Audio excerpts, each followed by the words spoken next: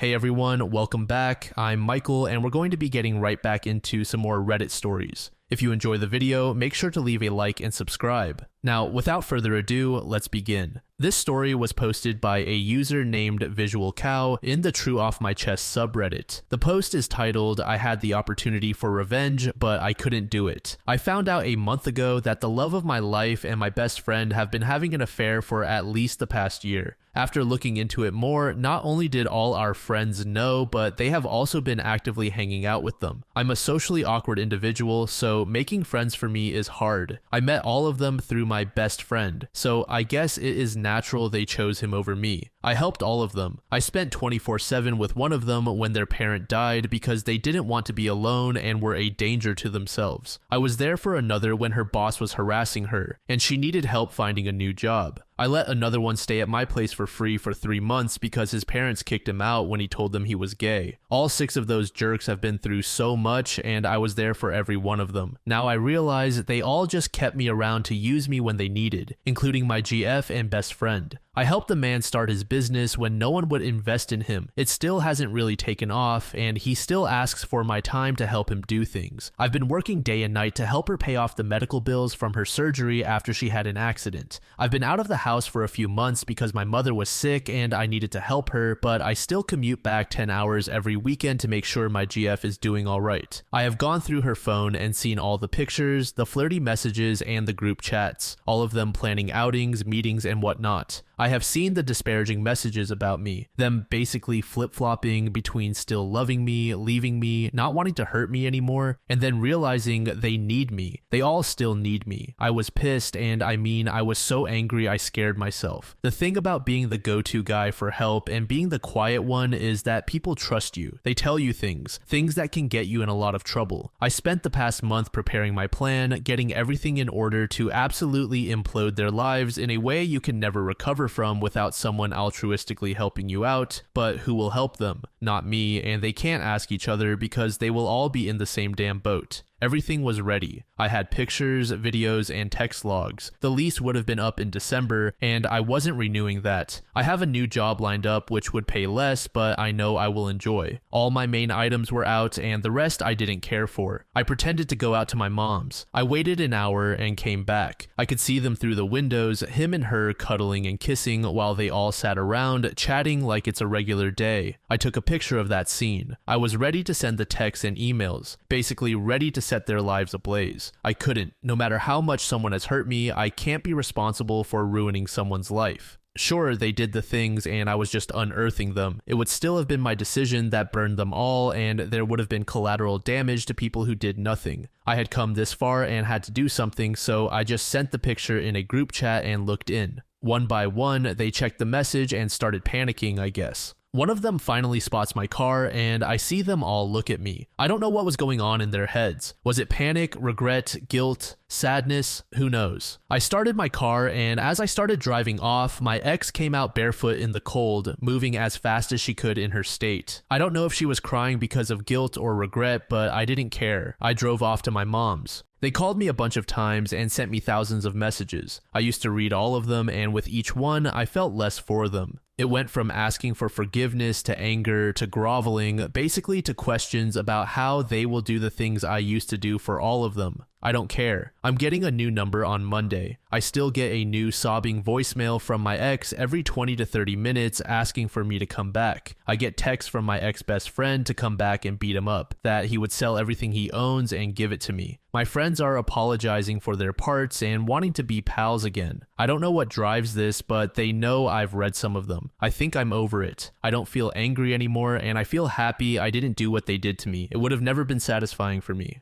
OP is just another example of a kind person meeting the wrong people. As he shared, he had some social anxiety and struggled to make friends. Oftentimes, if someone is in such a position, they can be easily manipulated or taken advantage of, and they will have no idea. If you've been listening for a while, you will know that I'm petty. So I think that OP should have gone all in and fulfilled his entire revenge plan. But nevertheless, it was still pretty satisfying to hear about these guys squirming after the first message. I can envision a future where this entire friend group ends up backstabbing each other one by one, trying to cover their own tracks. These people were never friends. They were just drifters taking advantage of handouts whenever convenient. About a year later, OP gave us an update. I happened to remember this account, so I decided why not update you all. First of all, my mom is doing much better and is preparing for a 5K. Her goal is to complete one by 2025. Thank you for all your well wishes. I would like to tell you everything with me is going great and I'm doing amazing. That my ex-friends and GF are doing terribly and are destitute. Life isn't a movie or a storybook, and things don't work out the way we would like them to, but it can get pretty close to one. I am doing amazing. My new job has been one of the most fulfilling experiences of my life. Since I stopped paying for unnecessary medical bills and rent for a place I never really cared for, I have saved up so much money. I decided to finally invest that money in something worthwhile, myself. I didn't hit the gym or anything, but I did get some work done on my teeth. They had some minor discoloration. When they shaped it for a crown and removed the layers, it looked like it was painted with Pepsi or something. It was a boost in confidence. I started buying more and more clothes and building outfits. I started anti-anxiety meds, which have brought me out of my shell. I feel so much better. I met someone a few weeks ago. We've just been talking through text and it seems to be going well. I don't really know what's going on with the people I left behind. I heard rumors that came from a long chain of people, so don't trust them really.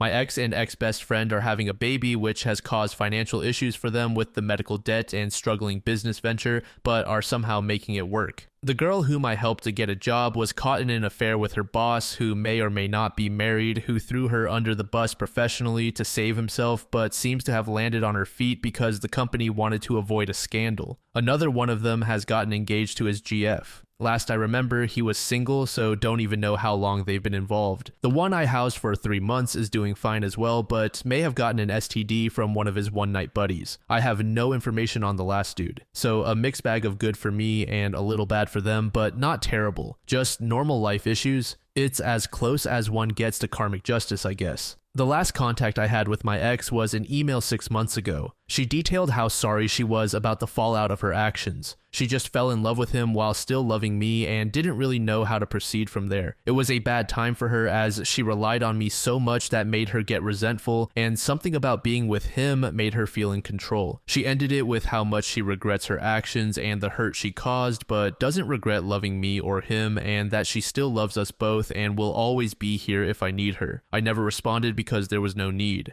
I can understand her perspective in this. Doesn't mean I condone her actions, but I can somewhat forgive her and move on from this permanently. Humans are complex, and so is love. Sometimes we hurt the ones we love the most. While I don't like her or her actions, I do believe she loved us both. She doesn't seem to have any reason to lie. Have a good evening, guys, and don't spend your energy getting upset or anything on my behalf. It's amazing to hear that OP is doing well and taking care of himself. I do agree that OP's mindset and approach is the mature way of handling things. Constantly preying on someone else's downfall can poison your life. But it wouldn't hurt to know that those who betrayed you are getting a taste of their own medicine. Regardless, this is one of the rare instances where a story actually has a pretty happy ending. User Drumming Chopsticks said, "I think the photo was the right move. It left them all scrambling, sending all those messages from terrible people trying to cover their own asses. Not showing his hand probably caused a lot of anxiety at the very least." User Prancing Red Pony said, "I think this is a good lesson for people pleasers who think they can't get out of abusive friendships, family dynamics, or relationships because that would destroy the people they leave behind.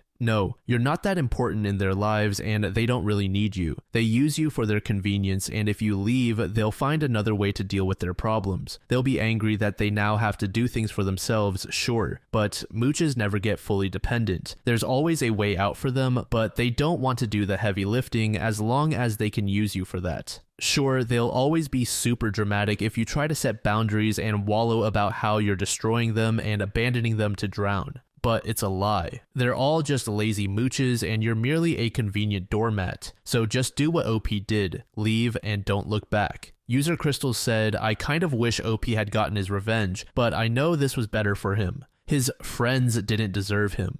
They'll have to live the rest of their lives knowing what they did." User Because of Blue said, "I hate when people take the high road with shitty people. I'm sorry, but this is why these people keep being assholes and hurting other people. I don't think OP did the right thing. I think he did the easy thing. If bad people get away with their shitty actions, they'll continue to do them to other people. User Swiss Miss said, I think not enacting the revenge was probably best for OP, but I feel like he could have gone a smidgen farther, like sending proof of the personalized revenge he could have done to each person. Then they would be left knowing what he had and how bad it could be and how stupid they were to trust a person they were actively screwing over, but never knowing if that shoe would drop on their heads. Now that would have been karmic justice.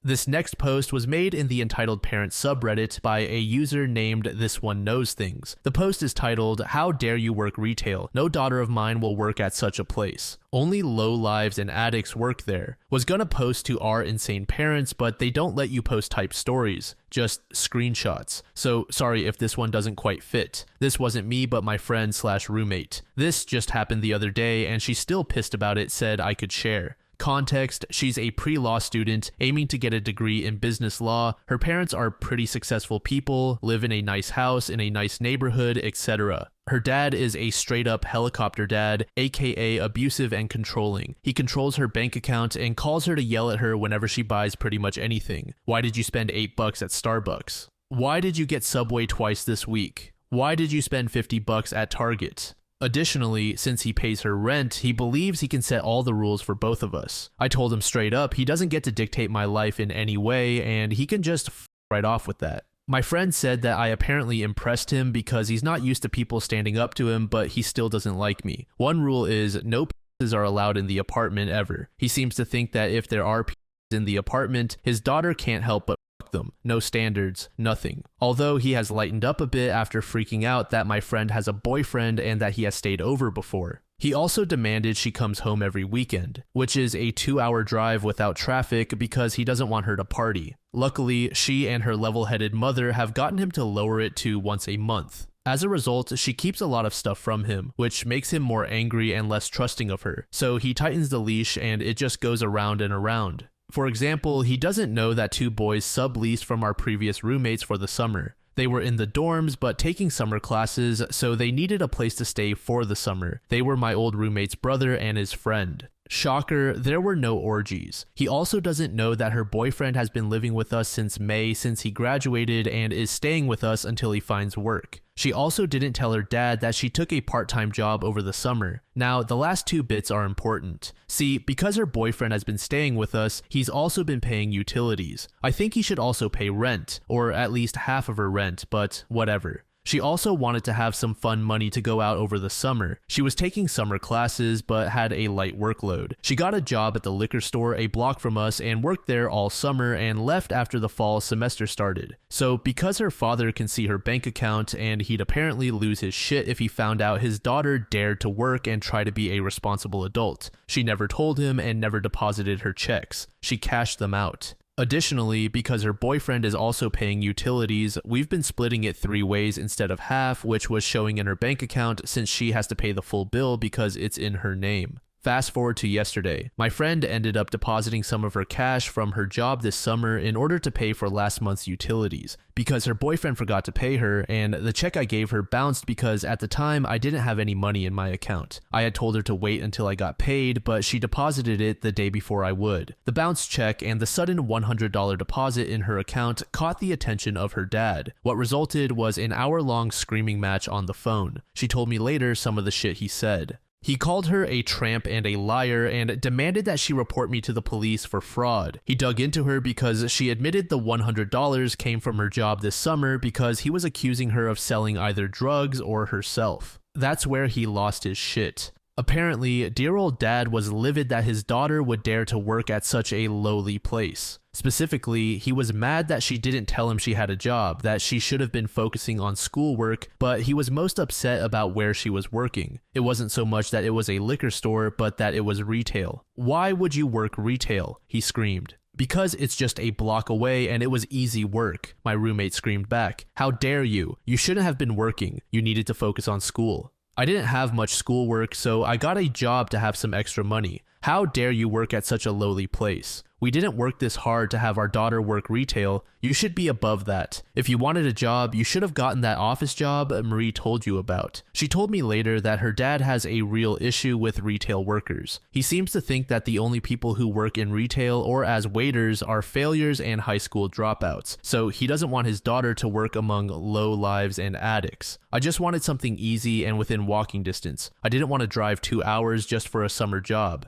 You shouldn't be working with addicts. You should have talked to me first. I didn't talk to you because I knew you'd do this. This is why we can't trust you. You've always done shit like this. Then he proceeds to bring up her past fuck-ups from middle school and high school. He doesn't seem to understand that she's changed quite a bit since then. She then digs into him over his bullshits. She hangs up on him, telling him that she won't talk about the past with him and that she's more than happy to talk about her ups when he can talk to her like an adult. She hasn't talked to him since yesterday. Her level-headed mom called, saying she was sorry he yelled at her and that he was just upset because his mother was in failing health. Then he saw the bounced check, so he turned his stress towards her. I took her out to breakfast while she vented about her dad. I finally convinced her to get her own bank account where she can at least put her fun money and the cash she gets from her boyfriend for utilities. Luckily, he still doesn't know about him staying with her. We also decided to split the utilities by half so her dad doesn't lose his shit again and her boyfriend would pay us back the difference for his share. Since she was still hopping mad, we ended up using that energy to clean the apartment and bake bread. Since she was too upset to focus on schoolwork, her dad has approved her getting some groceries today, so she said she'd buy me some to pay me back. And Monday, I'm going to help her set up her own account with the one bank this town has. I feel so bad since this all happened because my check bounced. I'm gonna buy her a cake or something to apologize. Edit, this morning he called her to apologize, which is just another red flag to add to the pile in my opinion. Berate and verbally abuse someone, then say you're sorry and that it's because X, but as she keeps telling me, she's used to it. Can't wait to help her get that bank account. Also, I've been showing her your responses and she's really grateful and touched by your support. Thank you all for your kind words. Edit. I know this is repetitive, but I just wanted to say thank you all again for your kind words and support. My roommate is tearing up over how much everyone cares about her and her situation. We'll be making that bank account in the morning. User 4-letter F word said, overly strict parents cause sneaky, secretive children. My bio mom did similar shit. I got really good at sneaking and keeping secrets as a teenager, rarely busted for anything. And as I got older and found my own independence, I decided I wasn't having any more of her shit. I haven't spoken 2 words with her in 11 years now through no lack of effort on her part. The funny thing is, the weekend I officially decided I was done was the weekend I met my now wife. And instead of all the crazy girls I'd been dating forever, she's my true equal, and I have a happy, healthy marriage. Quite the opposite of before that point in time. Now, as a husband and father of 2, I do my best not to continue the cycle. I don't want my kids to despise me when they're older. I do my best to be open and honest and give them a chance to be independent even at 5 and 8. In the occasional instances my upbringing shows its ugly head, my wonderful wife is there to put me back in check. Because of this, my kids are happy, independent, fun-loving kids who confide in and trust my wife and me. The point is, if dad doesn't check his shit really soon, he's gonna lose his punching bag. Especially if mom kicks the bucket, he might very well find himself all alone in his big house. Good on you for helping her to find independence. Once she's got enough, she'll break that financial stranglehold wide open and not deal with his shit anymore. User Hazy Tuesday said, I have a good friend who was raised like this and is now raising her own kids like this, to a lesser extent. I work retail mostly because I enjoy the work. I'm a people person, I love interacting with people, but also because I was dumb and studied art, it's hard to make a living that way. I work in children's clothing and my friend comes in a lot because I let her use my discount. The last time she came in, she brought her daughter along and we played with her. When it came time to check out, I let her daughter push the buttons on the register and hand her mother the receipt. My boss thought this was so cute and said she was a natural and would keep a job open for her when she was a teenager. My friend called me later that night to remind me that her children wouldn't be working retail and wouldn't be working through their schooling at all, and would I please tell my boss this?